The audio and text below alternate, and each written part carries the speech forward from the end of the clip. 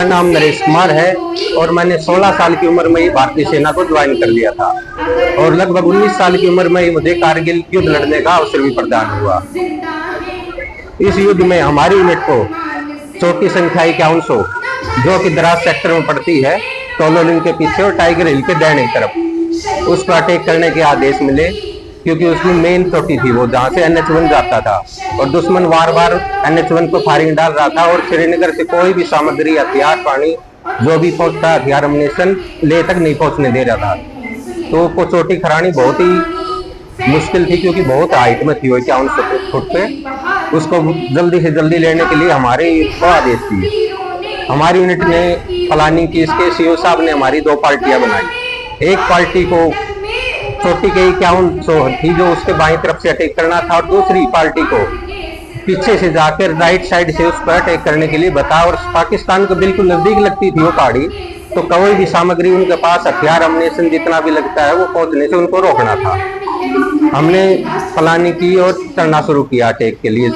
हम लगभग 100 मीटर दूर थे वहाँ, आपस में फायरिंग चली काफी दिन, लेकिन हमारे को फॉर्स फायर नहीं मिला जब तक हमारे को उस चोटी से 500 मीटर पहले रुकना पड़ा। एक छोटी पहाड़ी थी, ऊंचाई की तरह की, दुश्मन का सीधा फायर नहीं आ सके। जैसे हमारे को फोर्स फायरिंग मिली, तैयार किया तो हमने उस पर अटैक किया। तो उसमें रास्ते में चढ़ते टाइम जब बिल्कुल 100 मीटर रह गया था तो वहां पर दुश्मन ने बारूदी शरंग बहुत मात्रा में बिछाई हुई। जो एक बारूदी शरंग मेरे बगल में मेरा दोस्त चल रहा था, उसका पैर आया उस पे और पैर उड़ गया और उसके काफी टुकड़े मेरे दोनों पैरों और चेस्ट में लगे, जिससे हम बुरी तरह लहूलुहान हो गए।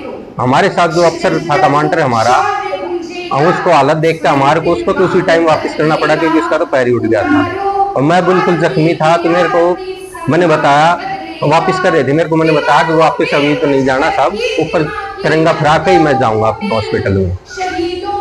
हलवासिया विद्या विहार स्कूल में मेरे को अतिथि के रूप में बुलाया और ये कारगिल विजय दिवस के उपलक्ष्य में कार्यक्रम किया जा रहा था। तो मैंने यहाँ जो अपने कारगिल युद्ध के दौरान जो अनुभव किए थे, हमने प्रत्यक्ष इस लाइफ को जिया था, तो मुझसे मैंने बच्चों को हमने मोटिवेट करने की कोशिश की। तो मैं आपको बताना चाहता हूँ कि ये जो कारगिल युद्ध की जो शुरुआत थी मेरी बटालियन 16 ग्रेनेडियर ने की थी और शुरू से लेकर आखिर तक सर ये मैंने लड़ाई लड़ी थी। और सबसे पहले जो 4 मई को हमला हुआ था उसमें मेरे 4 साथी शहीद हुए थे और उसके बाद में यहीं से कारगिल युद्ध की शुरुआत हुई थी। और फिर लेफ्टिनेंट सौरभ कालिया की पार्टी रेकी के लिए गई थी, तो दुश्मन ने उसको अमानवीय ढंग से यातनाएं देकर उनको शहादत किया गया था। यहाँ से इंडियन आर्मी ने पूरी रिस्पॉन्सिबिलिटी और गुस्सा और आक्रोश के साथ पाकिस्तान पर धावा बोल दिया था। और जिस लड़ाई में मैं जख्मी हुआ था तो 25 जुलाई को अंतिम और निर्णायक युद्ध था। टाइगर हिल से आगे LOC पर 5363 सेटल रही थी। हमारी एक ऑफिसर, एक JC और 30 जवानों की टीम बनाई गई, उसमें मैं गाइड था। तो हमने 24 तारीख को जाके जैसे ही झंडा फहराया तो दुश्मन में भगदड़ मच गई। लेकिन 25 जुलाई को जैसे ही सुबह हुई तो हम 3 तरफ से पाकिस्तान से घिर चुके थे और पाकिस्तान के 500 पाकिस्तानियों ने हमारे को घेर लिया था और 3 तरफ से फायरिंग कर दी थी। जिस रास्ते से सर हम चढ़े थे उस पर उन्होंने बम्बारमेंट शुरू कर दी थी। इस आमने सामने की लड़ाई में सर हम 30 से 500 थे, मेरे 6 साथी शहीद हुए और उनका हमने काफी नुकसान किया। और इस दौरान सर मेरे को एक गोली कनपट्टी पे लगी, एक पेट के अंदर से निकल गई और मेरा लेफ्ट थाई का सारा हिस्सा उड़ चुका था। और मैं इतना जख्मी होने के बाद में भी 25 जुलाई से 27 जुलाई तक वहां दुश्मन से मुकाबला करता रहा और माँ भारती का तिरंगा झंडा जो लास्ट मेरे को 26 जुलाई को फहराने का अवसर मिला, मैं अपने आप को बड़ा सौभाग्यशाली मानता हूँ। और बस वही मैंने सर बच्चों को बताया यहाँ, और मैं शुक्रगुजार हूँ हलवासिया विद्या विहार मंदिर के जो भी स्टाफ है, उन्होंने मेरे को बताया, अपने अनुभव शेयर करने का अवसर दिया ताकि बच्चे मोटिवेट हो सके। जय हिंद, जय भारत।